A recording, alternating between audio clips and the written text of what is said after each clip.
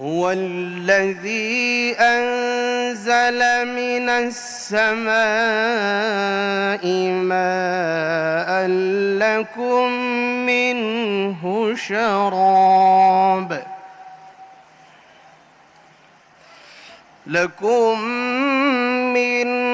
شراب ومنه شجر فيه تسيمون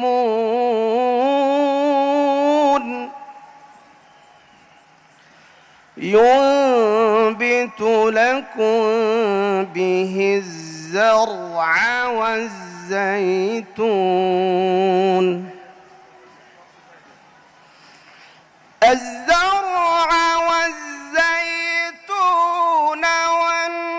والنخيل والأعناب ومن كل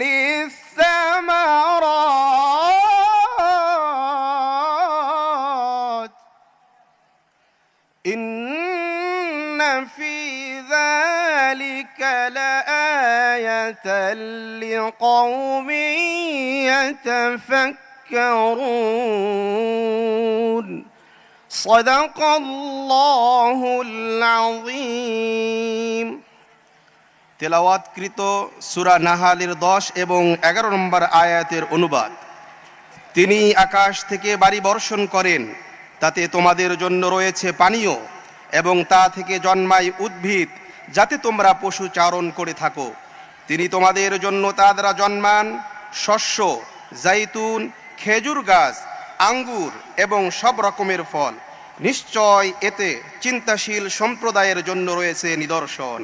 বারাকাল্লাহু লানা ওয়া লাকুম ফিল কুরআনিল আযীম ওয়া নাফা'না ওয়া ইয়্যাকুম বিল আয়াতি ওয়ায যিকরিল হাকীম। আসসালামু আলাইকুম।